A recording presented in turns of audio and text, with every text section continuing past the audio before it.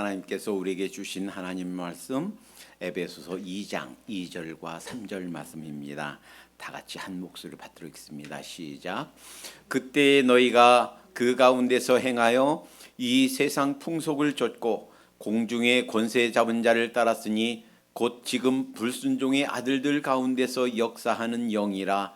전에는 우리도 다 그 가운데서 우리 육체의 욕심을 따라 지내며 육체의 마음과 원하는 것을 하여 다른 이들과 같이 본질상 진노의 자녀이었더니. 아멘. 지금 출애굽해서 광야를 지나고 있습니다. 20세 이상 싸움에 나갈 수 있는 사람만 약 60만 명.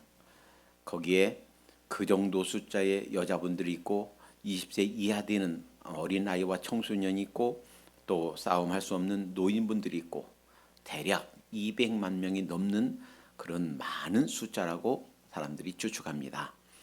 이들을 뒤따라오는 세력이 있습니다. 바로 바로의 군대입니다. 바로의 군대가 바로 뒤쫓아왔습니다. 이들은 마차로 기병대로 완전 무장한 전문 싸움꾼입니다. 그러니까 이들을 뒤따라오는 것은 금방 추격해서 만났습니다. 이들이 추격이 그치지 않습니다. 그러나 이 추격들로부터 보호하신 분은 하나님 자신이었습니다. 구름 기둥과 불 기둥으로 그들을 막아섰습니다. 더 이상 이스라엘 진영에 오지 못하도록 그들을 막아섰습니다. 가도 이들의 추적은 멈추지 않습니다. 언제까지 멈추지 않는가? 결국 하나님의 특별한 역사로, 하나님의 손길로 이 바로의 애굽 군대들을 홍해에 수장시킬 때까지, 즉 상대 추적해오는 군대들이 그들이 죽을 때까지, 그들이 완전히 멸망당할 때까지 이들의 추격을 멈추지 않습니다. 또 한 가지 전투를 우리 머릿속에 상상해 봅시다. 이제 미소년 다윗, 아버지의 신부짐을 하면서 그리고 양들을 치면서 한가롭게 살고 있던 이 다윗에게 특별한 일이 일어납니다. 어느 날 사무엘 선지자가 와서 머리에 기름을 붓더니 그리고 자기보다 어마어마하게 큰 당시 구척 장신이라고 그래요. 이 골리앗을, 상대는 칼과 창으로 단창으로 나왔는데 자기는 칼 한 자루도 없이 맨손으로 자기가 가지고 놀던 장난감 새총이에요. 물맷돌 그거 가지고 조그마한 돌멩이 5개 주워가지고 싸우러 갑니다. 그러나 기세가 당당합니다. 너는 칼과 단창으로 나오지만 나는 살아계신 만군의 주 여호와의 이름으로 내게 나간다. 싸움의 결과는 우리가 이미 알고 있습니다. 돌 2개도 필요 없습니다.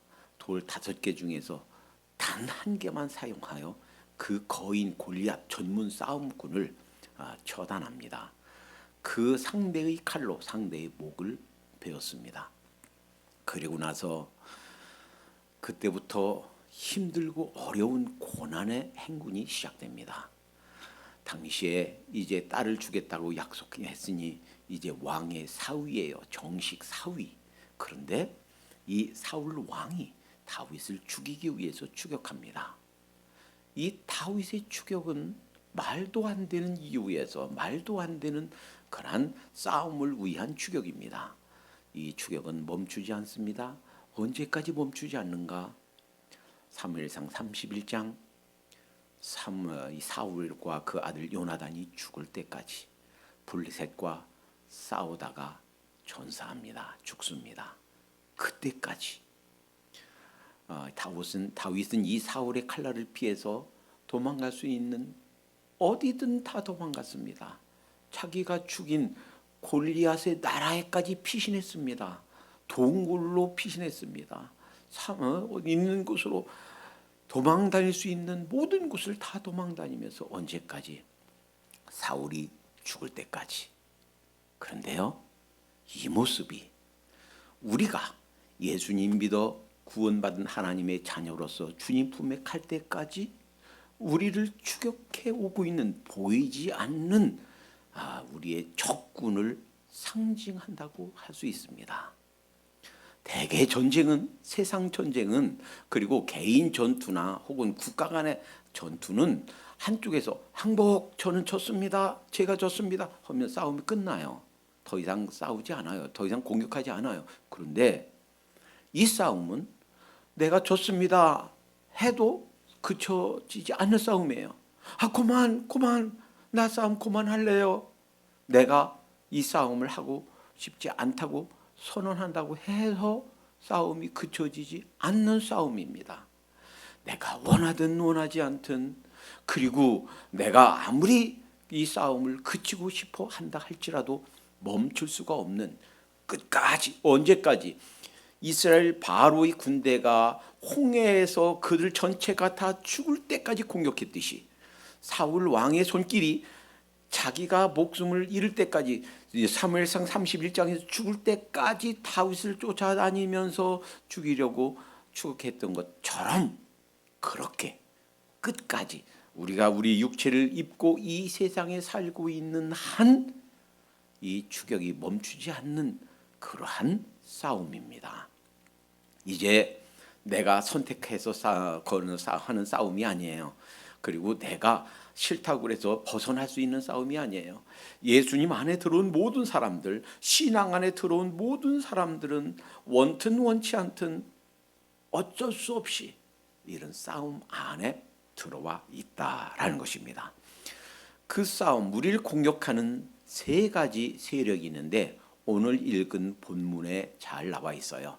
그때 너희가 그 가운데서 행하여 이 세상 풍속을 좇고, 이 세상 풍속, 톤 아이오나 투 코스무, 아이오나 하면서 시대 풍속 이런 뜻이고요. 코스모스 세상이죠. 이 세상. 그런데 이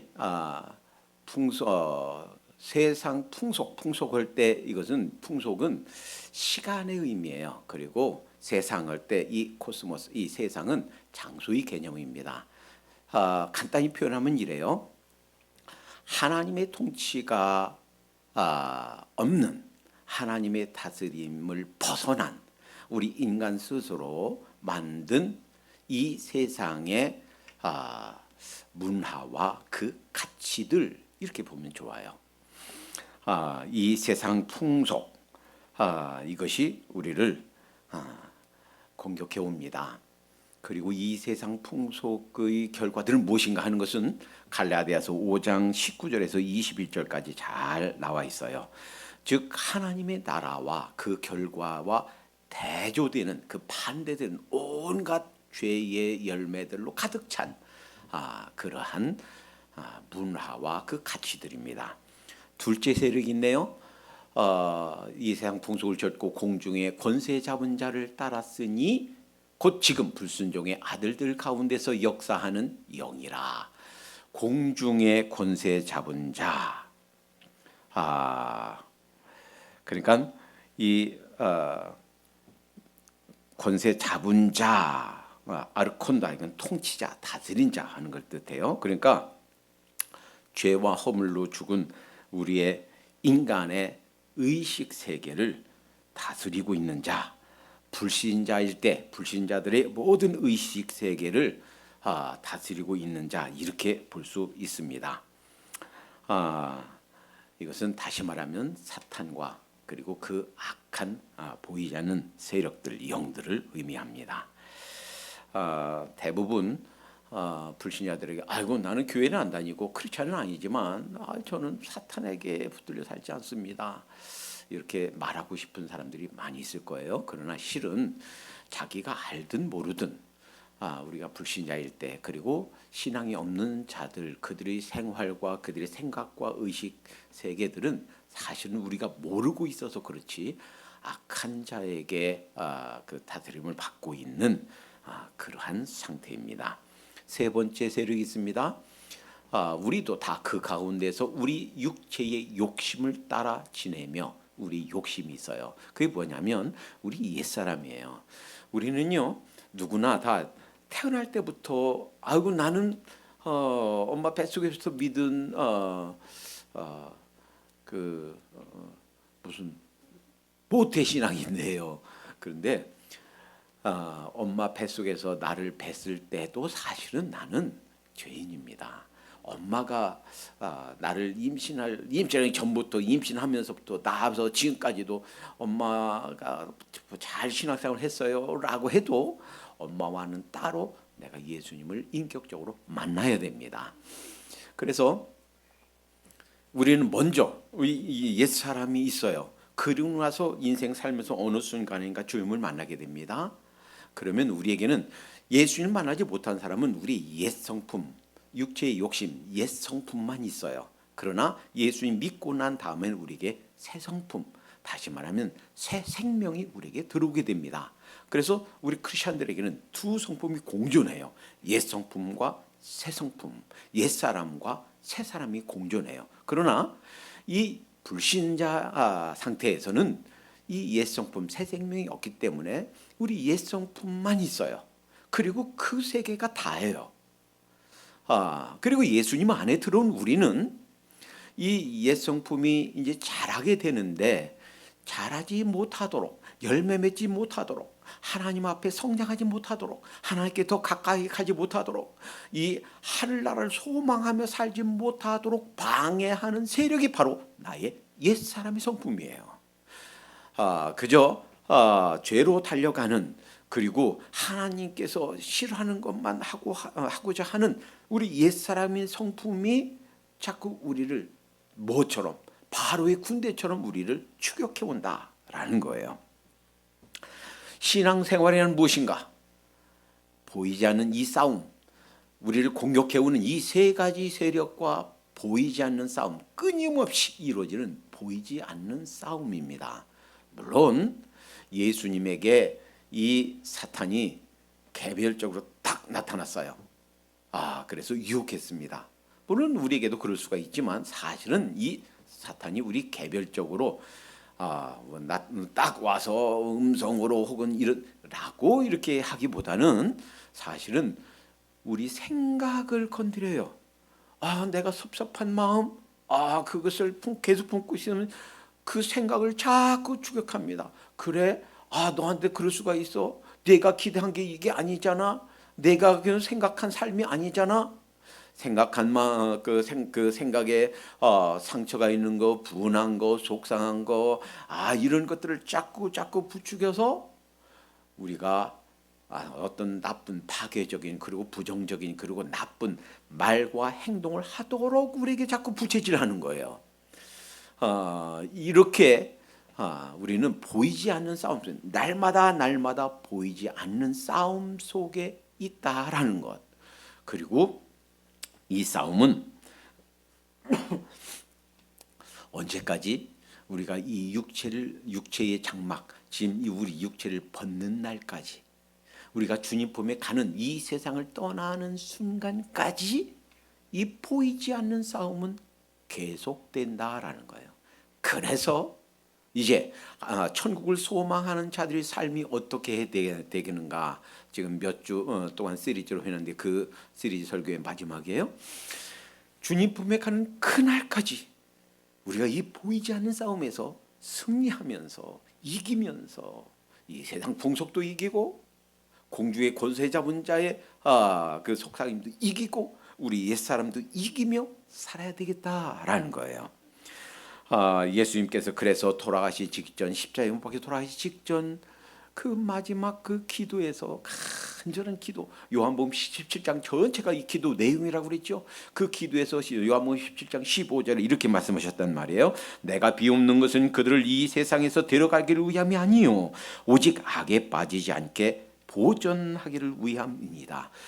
이러한 죄로 가득한 이 세상과 그 문화와 이런 가치관이 가득한 이런 세상 속에, 그리고 공주의 권세 잡은 자가 그 역사하고 있고 그 세력을, 그 권세를 떨치고 있는 죄의 권세가 아직도 역사하고 있는 이 세상에, 그리고 우리 구원받은 하나님의 백성이라 할지라도 우리 옛사람의 성품이 그대로 있는 이 세상에 우리를 남겨두시면서 죄에 빠지지 않고 죄를 이기면서 그럼에도 불구하고 하나님의 뜻을 이루며 복음을 전파하며 온갖 열매들을 맺으며 하늘나라 확장에 기여하라고, 이것이 주님의 기도 내용이었다라는 거예요. 그리고 그 요한복음 17장의 기도 대상은 그 예수님 가신 이후로 오는 모든 크리스천들, 여러분과 저를 위한 기도였다라는 거예요. 여러분과 제가 하루하루 살면서 이렇게 이기며 살도록, 그리고 승리하며 살도록 주님께서 이미 기도해 놓으신 줄로 믿습니다. 전도서 1장 9절부터 10절까지에는 이런 아주 중요한 한 가지 법칙, 우리 인간 사회에 있어서 한 가지 법칙을 말합니다. 이미 있던 것이 후에 다시 있겠고, 그러니까 이미 있었던 것 또 있게 된단 말이에요. 또 있었던 것 또 있게 된단 말이에요. 이미 한 일을 후에 다시 할지라 해 아래는 새 것이 없나니. 어떤 발명가가, 과학자가, 의학자가 뭘 발견했다, 새로운 것이 아니다 하는 거예요. 이미 있었던 것은 발견이다 하는 거예요. 해 아래 새 것은 없다라는 거예요. 그러면서 보라, 이것이 새 것이라 할 것이 있으랴 우리 오래전 세대에도 이미 있었느니라. 비록 이 세 가지 세력들이 우리를 무너뜨리기 위해서, 우리를 공격해 오고, 우리를 어렵게 하려고, 우리를 잡아 끌려고 하는 그 양상과 방법은 달라도, 1000년 전에도 2000년 전에도 3000년 전에도 했던 그 모든 그 공격과 이런 것들이 우리 지금도, 지금 현대세에 지금 우리에게도 똑같이 지금 다시 공격해 오고 있다. 비록 양상은 달라졌어도 이 공중의 권세 잡은 자, 그리고 이 세상 풍속, 그리고 우리의 옛 성품은 끊임없이 우리를 공격해 오고 있다라는 것입니다. 구약의 한 사람을 살펴봤으면 좋겠습니다. 그 사람은 모세의 아브라함의 조카였습니다. 이 아브라함의 조카 이름은 롯이에요. 성경에 이름이 비슷해요. 롯과 룻이 있는데 구분 잘해야 돼요. 롯은 아브라함의 조카고, 룻은 사무엘상 직전 시작하기 전 다윗이 나오기 위한 그 족보가 이어지는 다윗의 증조 할머니, 이방 여인 룻입니다. 그런데 이 아브라함의 조카 롯, 비록 오래전 살았던 사람이지만 지금 현대 2021년을 살고 있는 현대의 여러분과 저의 모습을 잘 보여주고 있습니다.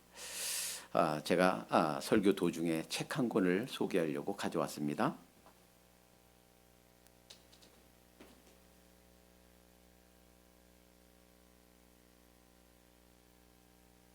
이 책은 1992년에 초판이 나왔고 1998년에 2판 유이세까지 나왔어요.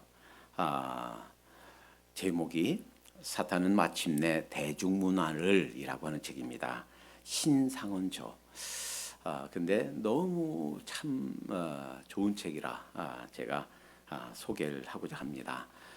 지금 현재, 근데 그러니까 이 책은 21세기, 그러니까 1990년대에 지금 우리가 살고 있는 21세기를 예측하면서 쓴 책이에요. 얼마나 정확하게 빠져들었는지 모릅니다.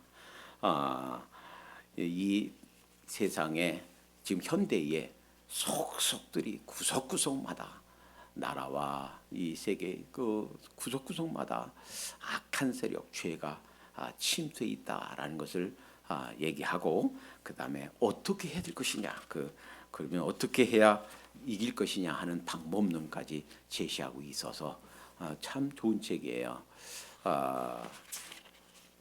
그 중에 에필로그라 그러면 책의 한 서문쯤 됩니다. 이 에필로그를 직접 제가 가운데 몇 토막 좀 읽어볼게요. 이름도 생소한 뉴키즈 온 더 블럭이 서울을 방문하여 잠실 체조 경기장에서 공연했을 때 이미 한국 대중문화의 갈 길은 정해진 것이나 다름없었다. 거리의 자식들이라는 그 이름, 그들 4명이 끼친 영향은 실로 막강했다. 잠자던 10대들은 일어났고 침묵하던 그들이 포효를 꿈꿀 때 혜성같이 등장한 서태지와 아이들. 백워드 매스킹이라는 기법을 이용하여 사탄을 사랑해요라고 노래 불렀던 서태지의 음반은 그야말로 날개 돋친 듯이 팔려나가 이 좁은 땅덩어리에서 수백만 장의 판매고를 이루고 말았다.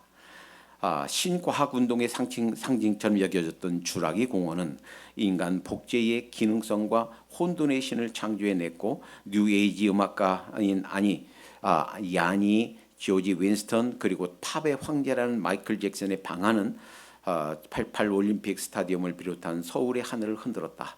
사탄주의, 뉴에이지, 반항, 마법, 음란, 폭력, 거짓, 메시아로 점철된 마이클 잭슨의 음악세계, 허무, 자살, 섹스로 범벅이 된 국내의 가요들, 레게와 랩, 얼터너티브와 테크노 락 사이에 함성을 지르며 옷을 찢으며 광란하다 기절하는 아이들, 무당문화, 전문화, 사주문화, 음주문화, 역술문화, 마약문화, 섹스문화, 운명문화, 팔자문화 속에 적군의 미소가 번뜩일 때 주위의 강한 군사들은 교리 공부와 성경 원문 파악에 신경을 쏟기에 여념이 없었다. 중간 생략하고 뒤에 조금만 봅니다. 이미 잘 알려진 대로 빌 게이츠는 컴퓨터 소프트웨어 개발로 억만장자가 되었고 스필버그와 루카스는 컴퓨터를 이용한 영화 제작으로 전 세계에 엄청난 소용돌이를 일으켰다. 마약을 먹어라, 자살을 해라, 섹스에 빠져라, 사탄을 숭배하라고 외치는 락 뮤지션들, 인본주의, 과학주의, 자연주의, 신문화, 우상주의가 난무할 21세기. 지금 벌써 90년대 지금 우리가 살고 있는 세대를 얘기하는 거예요. 무당이 일어나고 역술자가 일어나고 신이 선택한 여자와 남자가 국가의 운명을 뻐기듯이 점쳐대는 대한민국의 오늘. 자, 그런데 이 모습이 사실 그대로 이분이 예측한 그대로 지금 이루어졌고 그렇게 흘러가고 있다라는 거예요. 그런데 이 모습이 벌써 몇천 년 전에 살았던 이 롯이 살던 그 세상과 얼마나 닮아 있느냐 하는 거예요. 여러분 어때요? 여러분 생각은 어때요? 롯이 진정한 하나님의 백성이었을까요? 아닐까요? 맞춰보세요. 틀려도 괜찮아요. 롯이 진정한 하나님의 백성이었을까요? 아닐까요? 아닐 거라고 많이 생각합니다. 그러나 베드로전서 2장 7절 8절에 의하면 마치 창세기만 보면 전혀 진정한 하나님의 백성이 아닌 것처럼 보이는데 베드로전서 2장 7절 8절에 보면 이렇게 롯을 평가합니다. 무법한 자의 음란한 행동을 인하여 고통하는 의로운 롯을 건지셨으니 이 의인이 저희 중에 거하여 날마다 저 불법한 행실을 보고 들음으로 그 의로운 심령을 상하니라. 베드로전서에서는 롯이 하나님의 백성이었다고 의로운 사람이었다라고 선언합니다. 그런데 그 죄로 가득 찬 세상, 그 죄로 물들어 있는 이 세상 때문에 그 심령이 상했다. 그리고 거기로부터 이 롯을 하나님께서 구출했다라고 베드로전서에 선언합니다. 자, 이 롯의 삶의 모습을 잠시 엿보겠습니다. 소돔성에 살면서 그 사람들과 똑같이 살지는 않았어요. 그러나 소돔의 정신이 그를 사로잡고 지배하고 있었다 하는 것을 볼 수 있습니다. 때로는 그 세상으로 인해 절망하고 자신이 느끼지도 못하는 사이에 그 세상에 동화되어서 마치 그 세상 사람처럼 살아가는 그 모습, 이 롯의 모습은 어쩌면 예수님 믿는다 하면서 구원받았다 하면서 하나님의 백성이라 하면서 사실은 이 세상과 구별되어서 이 세상에 거슬려서 하늘나라를 소망하면서 이 세상 것에 미련을 두지 말고 그저 하나님의 부르심의 상을 위해서만 쫓아가야 되는 우리가 그러지 못하고 그 사람들 사는 모양과 별다른 차이 없이 사는 우리의 모습과 얼마나 닮아 있는지요. 이 롯은요, 그 소돔 사람들에게 영향력을 줄 수 있는 위치에 있었습니다. 왜요? 이 사람은요, 부자였어요. 어느 정도 부자였느냐? 자기 이제 큰아버지 이 아브라함과 비교해서 뭐 많이 뒤지지 않을 만큼 가축도 있고 종도 있고 이 가축 때문에 그 넓은 땅이 비좁아요. 다툼이 일어나요. 그러니까 이 종들 아브라함의 종들과 롯의 종들 사이 다툼이 일어나서 함께 거할 수 없었기 때문에 갈라졌습니다. 그러니 집인들 좋은 집 못 샀겠어요. 가군들 좋은 가구 못 샀겠어요. 폐물이 없었겠어요. 뭐 좋은 옷이 없었겠어요. 명품 백이 없었겠어요. 뭐 없는 게 뭐 있겠어요. 가질 수 있는 거 다 가졌겠죠. 그러니까 좋은 집에 살면서 많은 재산이 있고 그러니 그 소돔성에 있는 사람들 가운데서도 주목받고 영향력 있는 사람이었을 것입니다. 그런데 그 소돔 사람들에게 영향력을 주지 못했다라는 것은 멸망할 때 그 소돔에 있던 사람들 단 한 사람도 구원할 수 없었다라는 것이 영향력을 행사하지 못하며 살았구나 하는 것을 보게 됩니다. 가족이나 친척들, 그 친구들 단 한 명도 구원할 수가 없었고 그 영향력으로 하나님의 백성이 되지 못했습니다. 이 소돔성이 멸망하기 전에 하나님과 아브라함과 협상하는 것이 나와요. 근데 거기에서 쭉 하다가 10명에서 그쳤습니다. 전 속으로 그런 생각해요. 왜 10명에 그쳤을까? 그리고 이 생각은 전적으로 제 개인적인 생각입니다. 이 점을 이해하시고 들으세요. 제 개인적으로 이렇게 생각이 듭니다. 왜 10명에서 그쳤을까? 아마도 이 조카 롯이 큰아버지 이 사람들이 내 사위될 사람들이에요 하고 인사시켰을 거 아니에요? 그러니까 적어도 롯이 있고 롯의 아내가 있고 두 딸들이 있고 그 사위감들 있으니까 한 6명? 이들은 신앙인이겠지. 그리고 적어도 이 6명 중에서 적어도 제일 친한 한 명 정도는 복음 전해서 구원받아서 하나님의 백성이 되게 했겠지. 그러면 6명 곱하기 둘씩이면 12명. 최소한 12명은 있겠지. 진짜 하나님의 백성인 사람 12명은 있겠지. 이런 생각에 하나님 10명만 있어도 이 소돔성 멸망시키지 말아주세요 라고 하지 않았을까. 그런데 딱 뚜껑을 열어보니 어떻습니까? 그 10명이 안 돼요. 심지어는요, 그 정혼한 사위 될 사람에게 얘들아, 이 소돔성 멸망할 거야, 빨리 도망쳐라 라고 했는데 성경에 창세기 19장에 이 두 정혼한 그 사위감들이 농담으로 여겼더라 그랬어요. 전혀 이 롯의 말을 듣지 않은 거예요. 믿지 않은 거예요. 그러니 결국 도망치게 된 것은, 살아남게 된 것은 그 멸망으로부터 그 불의 심판으로부터 멸망치 않고 구원받게 된 것은 롯과 그 아내와 두 딸들 4명밖에 없어요. 그나마 어떻게 됐습니까? 그 아내가 그 소돔성을 뒤로 돌아보지 말라고 그랬어요. 뒤 돌아보다가 소금 기둥이 되었습니다. 이것이 무엇을 의미합니까?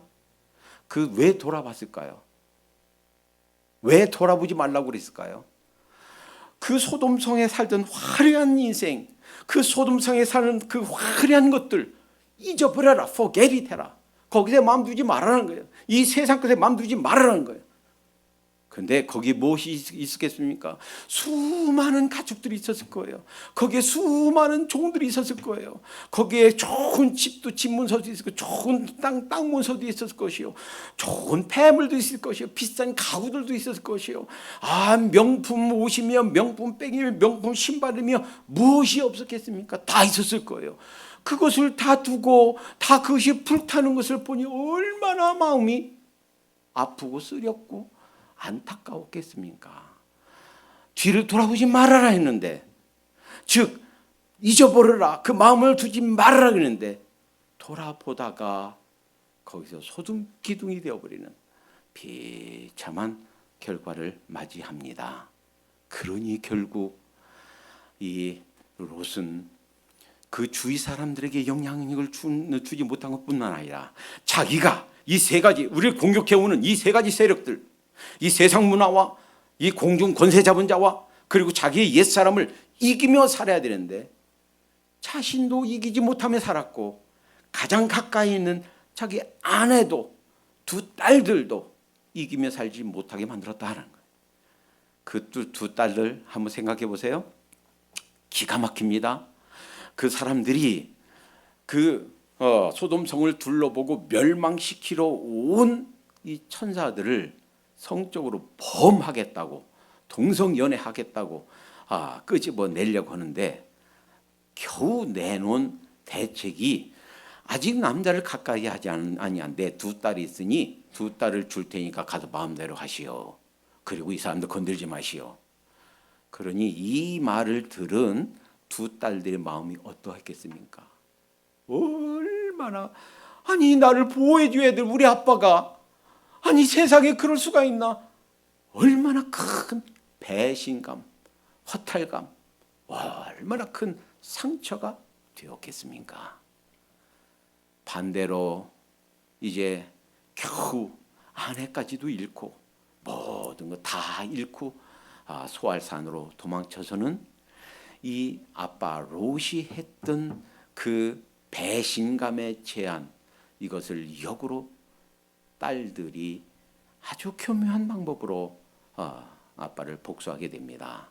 아빠에게 술 먹이고 잠들게 하고 아빠와 잠자리를 해서 아이를 낳는데 큰 딸이 낳은 아들이 모압이고 그 모압 후손이 되었고 작은 딸이 낳은 아들이 암몬 자손이었다. 하나님께서요, 그럼에도 불구하고 이 롯을 생각해서 롯의 후손들을 지키십니다. 이스라엘 사람들이 광야를 지나면서요, 이 암몬과 모압을 치지 말아라, 그들과 전쟁하지 말아라라는 명령을 내리십니다. 왜냐하면 롯을 생각해서요. 자, 그런데 여기서 아주 중요한 사실을 하나 보게 됩니다. 그러면 그 롯이 그렇게 의로운 것이, 그리고 그 구원받은 것이, 그리고 그 후손이 이스라엘 사람들이 그 싸우지 말라고 이렇게 보호받은 것이 롯의 의로움 때문인가? 아니에요. 기가 막히죠? 기가 막힌 반전이에요. 롯을 의롭다라고 베드로전서에 얘기했는데 롯 때문인가? 아니란 말이에요. 창세기 19장 29절에 이렇게 말합니다. 하나님이 이들의 성을 멸하실 때, 곧 롯에 거하는 성을 엎으실 때에, 멸망시킬 때에 아브라함을 생각하사 롯을 그 엎으시는 중에 내어 보내셨도다. 아브라함 때문이었구나. 롯 때문이 아니고 아브라함 때문이었구나. 여러분, 우리가 이걸 깨달아야 되겠어요. 내가 구원받고 하나님의 자녀된 것, 내가 하나님의 아들과 딸이 된 것, 내가 의로워서가 아니고 내 대신 돌아가신, 내 대신 희생당하신 주님의 보혈 때문인 줄로 믿습니다. 우리 예수님의 은혜 때문에, 예수님 때문에 내가 구원받아 하나님의 백성이 되었어요. 또 한 가지 사실. 자, 아브라함 때문에 하나님께서 롯을 구원하시고 그 후손들까지 지키셨던 것처럼 나도 내 주위에 있는 사람들, 가까이 있는 가족들이 있어요, 형제들이 있어요, 친척들이 있어요, 후손들이 있어요, 가까운 친구들이 있습니다. 그들이 주님을 만나서 살고 있는가? 그들이 세상을 이기며 살고 있는가? 그들이 자신의 옛사람을 이기며 살고 있는가? 이 세상에 동화되어서 이 세상 사람이 아님에도 불구하고 이 세상 사람처럼 살아가고 있는가? 나는 그 영향력을 끼치며 살고 있는가? 사실은 롯은 그 소돔성에 살면서 그 영향이 있었지만 그들에 대해서 NO라고 말하지 못했습니다. 이러면 안 돼요 라고 그들의 문화를 멈추게 하려고 아무런 노력도 베풀지 않았습니다. 그럼 우리들의 모습은 어떤가요?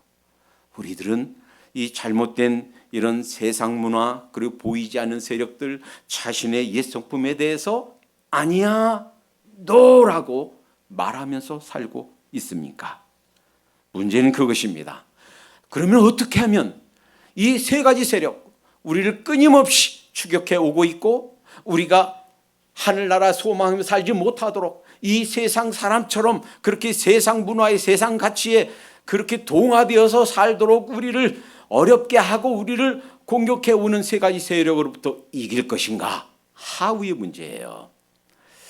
자, 이 문제를 생각하기 전에 지난주에 제가 좀 여유가 있어서 어떤 CD를 듣게 되었습니다. 이 CD는 CD로 그 복음을 전하는 한 선교 단체에서 나온 CD예요. 이 CD를 듣다가 한국의 어떤 목사님의 설교를 듣게 되었습니다. 대략 그 설교 내용만 들어봐서는 이 교회는 한 중진교회, 적어도 몇백 명 혹은 몇천 명 되는 교회예요. 그리고 이 목사님은 이제 목회를 같이 시작한 초보자가 아니라 적어도 한 중진 목사님쯤 되는 분입니다. 설교 내용 중에 이렇게 얘기를 합니다. 자, 이제 우리가 받는 성화, 이제 예수님 믿을 때 받는 구원을 칭의 구원, 중생 구원이라고 한다면 이 자라고 성장하는 것을 성화 구원이라고 합니다. 이 성화 구원을 이렇게 표현하는 거예요. 성화 구원은 사람들이 자기 힘으로 성장하는 것 같지만 사실 아니다. 전적으로 하나님의 은혜, 하나님의 능력으로 되는 것이다. 라고 하면서 자기가 12년 동안 이제 새신자반 성경 공부를 가르치면서 물어보는데 12년 동안 매번 사람들이 잘못 대답하고 있더라.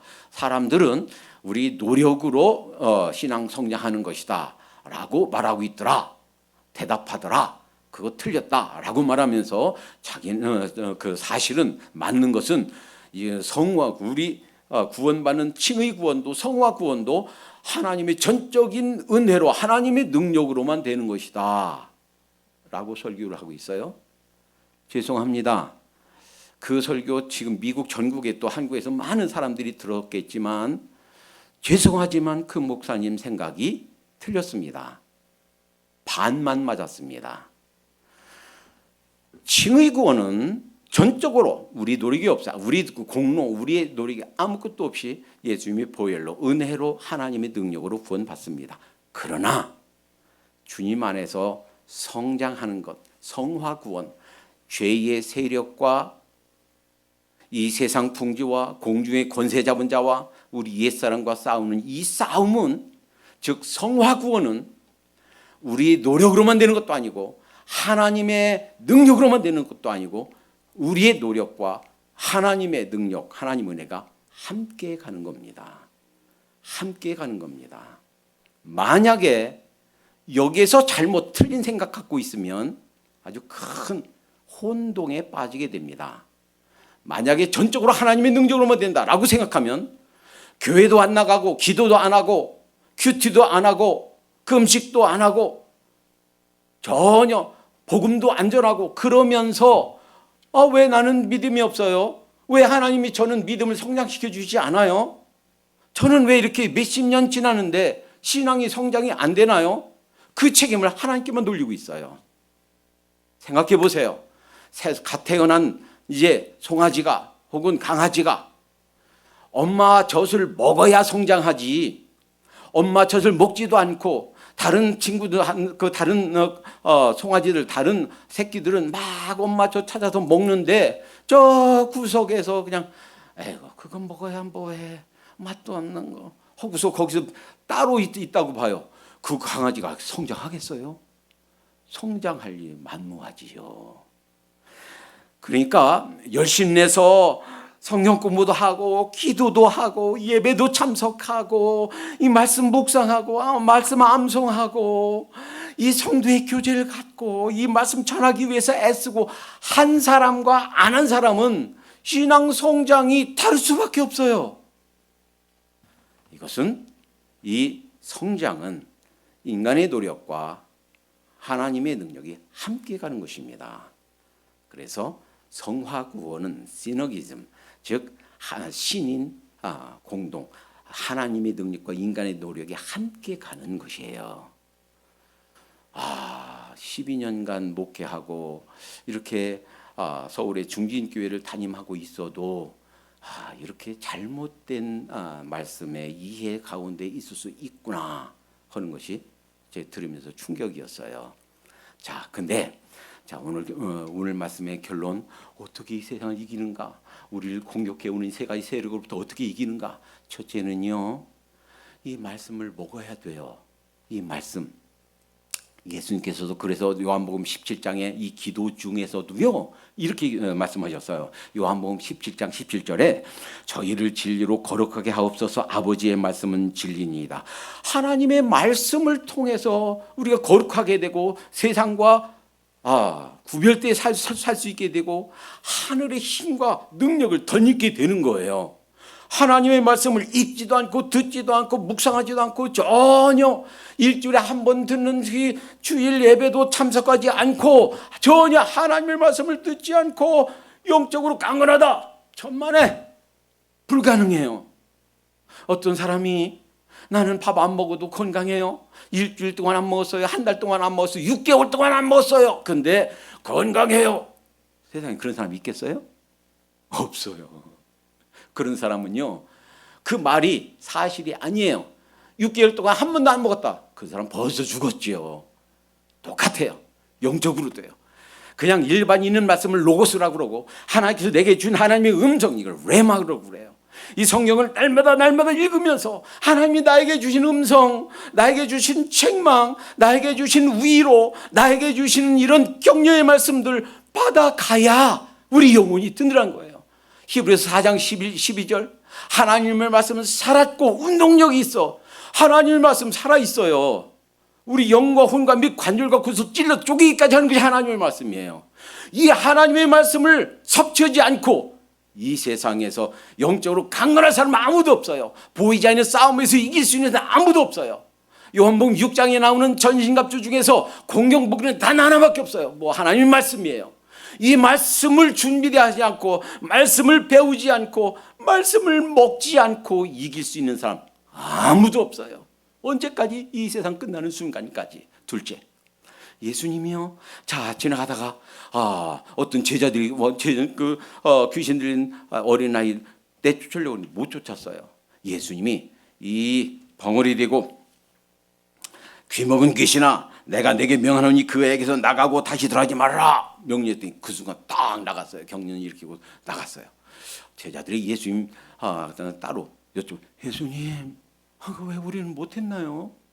왜 저희는 그렇게 예수님처럼 못했어요? 그랬더니 예수님이 아주 단 한마디로 그 이유를, 즉 능력을 행사할 수 없는 그 이유를 한마디로 마가복음 9장 29절 이렇게 말씀하십니다. 이르시되 기도 외에 다른 것으로는 이런 유가 나갈 수 없느니라. 이런 유가 나갈 수가 없다. 기도 외에는. 기도하지 않고 영적으로 강건할 수는 아무도 없어요. 기도하지 않고 영적으로 아름다운 결실이 맺어지는 예가 없어요. 그래서 이제 우리의 기도가 꼭 필요합니다. 내가 이기기 위해서, 우리 가정이 이기기 위해서, 우리 교회가 이기기 위해서. 사실은요, 이 기도 없이는 안 돼요. 셋째, 성령님의 도우심이 없이는 안 됩니다. 사람들이 예수님을 이렇게 비난했어요. 저 귀신, 그 사탄을 힘을 덧입어서 귀신을 쫓아낸다. 이렇게 공격하니까 이때 예수님이 이렇게 말씀하셨어요. 마태복음 12장 38절. 그러나 내가 하나님의 성령을 힘입어 귀신을 쫓아내는 것이면 하나님 나라가 이미 너에게 임하였느니라. 내가 귀신을 쫓아내는 거 하나님의 성령의 힘으로 성령님의 도우심을 받아서 힘입어서 귀신을 쫓아낸다.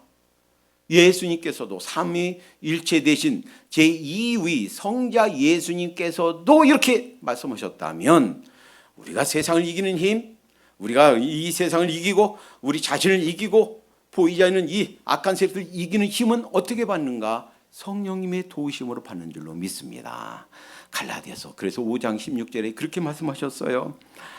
내가 너에게 이르노니 성령을 쫓아 행하라. 그리하면 육체의 욕심을 이루지 아니하리라. 성령님의 도우심이 있어야만 됩니다. 자, 이 세 가지 우리를 공격해 오는 이 세 가지 끊임없이 이 세상 끝나는 그 순간까지 우리를 공격해 올 것이지만 끊임없이 말씀을 통해서 새 힘 받고 기도를 통해서 하나님의 도우심을 간구하고 성령님께 우리 자신을 내어드리고 내 생각이 아니라 또 내 주관이 아니라 내 판단이 아니라 내 육체의 소유가 아니라 성령님께서 기뻐하시는 성령님이 원하시는 바를 순종하고 따라갈 때 우리에게 큰 승리의 삶이 보장되어 있는 줄로 믿습니다. 이기며 살도록 하십시다. 이렇게 세상 것에 마음 두고 롯의 아내처럼 세상 것에 마음 뺏겨서 영의 눈이 어두워져서 이렇게 살지 않도록 하십시다. 잠깐 기도합니다. 사랑의 하나님 감사합니다. 하나님, 우리가 세상에 살지만 세상에 속하지 아니한 줄로 믿습니다.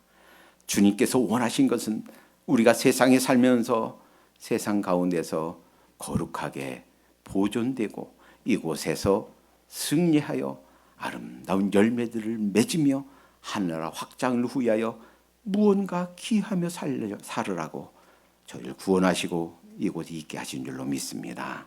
하나님, 하나님의 말씀을 끊임없이 섭취할 수 있도록 인도해 주시옵소서.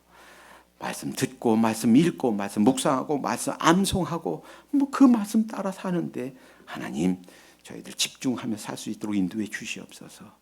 날마다 기도하면서 기도로 하나님의 도우심을 덧입어 살게 하시고 우리의 옛사람의 소욕대로가 아니라 성령님의 소욕대로 성령님의 기뻐하신 대로 날마다 순종하며 사는 저희가 되게 해 주시옵소서. 그리하여 지금부터 주님 품 가는 그 순간까지 아름다운 열매들로 가득 찬 인생이 되도록 인도해 주시옵소서. 예수님의 이름으로 기도하옵나이다. 아멘.